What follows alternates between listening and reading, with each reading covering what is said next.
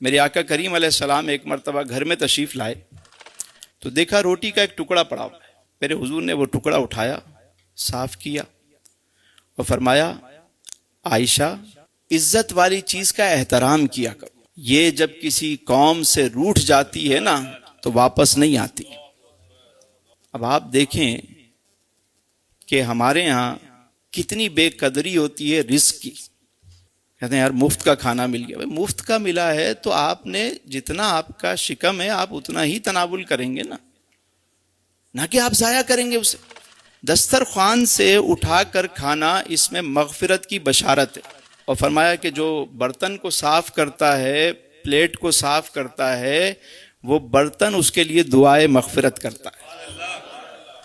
یہ اناج جو یہاں تک پہنچا ہے آپ کے دسترخوان تک, کبھی آپ نے غور کیا کہ یہ چلا کہاں سے؟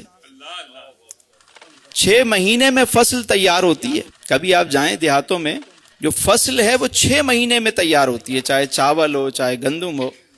اب فصل پک گئی, اس کے بعد وہ کئی پروسیس سے گزر کر جو ہے وہ چکی تک آتی ہے, پھر وہاں اس کو فائن کیا جاتا ہے, پھر وہ پیکنگ پروسیسنگ, پھر مارکیٹ, کئی ہاتھوں سے ہوتے ہوئے آپ کے گھر تک پہنچی. والدہ نے بنایا, بہن نے بنایا, بیوی نے بنایا, یا ہوٹل سے آپ نے خریدا, وہ پک کے اس میں گیس استعمال ہوئی, پانی استعمال ہوا, نمک استعمال ہوا, اتنی چیزیں اس میں شامل ہوئیں. اور پھر وہ جب آپ کے سامنے کھانا آتا ہے تو آپ اسے اگر ضائع کر دیں گے. یہ لقمہ جو یہاں تک آتا ہے نا سہیل بھائی, جب ہمارے سامنے لقمہ آتا ہے تو اللہ نے یہ جو ہاتھ دیے ہیں نا ہمیں, سب سے پہلے یہ ہاتھ ہمیں بتاتے ہیں, یہ سینسر بتاتے ہیں یہ گرم ہے ٹھنڈا ہے, اس کو لے کے جانا چاہیے منہ میں یا نہیں لے کے جانا چاہیے. پتہ چلا بھائی نارمل ہے, آپ نے اٹھایا یہاں پہ لے کر آئے. اب یہاں اللہ نے یہ دوسرا سینسر لگایا ہوا ہے, آپ کو فوراً خوشبو آ جائے گی کہ یہ باسی ہے یا تازہ ہے, یہ اندر جانا چاہیے یا نہیں. اب دوسری ناک نے بتایا کہ بھائی ہاں صحیح ہے, اس کو منہ میں رکھا تو اب تیسرا جو سینسر ہے وہ کام کر رہا ہے, دانت ہیں وہ بتاتے ہیں اس میں کوئی کنکر تو نہیں, پتھر تو نہیں, لوہا تو نہیں. اب وہ بتا رہے ہیں. اس پروسیس سے گزر کے جب لقمہ اندر جاتا ہے تو اندر الگ نظام ہے, کہاں کتنا خون بننا ہے, ایک لقمے کے لیے کتنا بڑا نظام ہے. اللہ کی کیسی کیسی نعمتیں ہیں.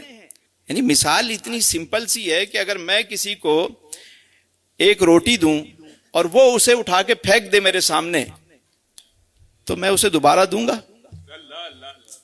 خالق کائنات نے رزق دیا, رزق پہنچا ہمارے سامنے گرما گرم اور ہم نے اس کو بچا دیا, تو اس کا مطلب ہے ہم نے پھینک دیا اسے, ہم نے پھینک دیا.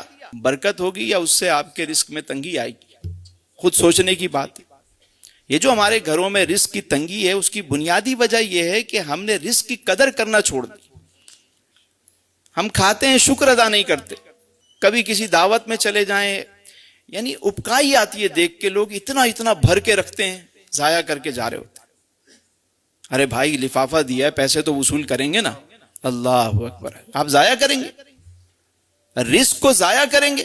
نہیں بھائی پیسہ دیا ہے, دعوت میں آئے ہیں, ذرا ان کو وصولی کریں گے.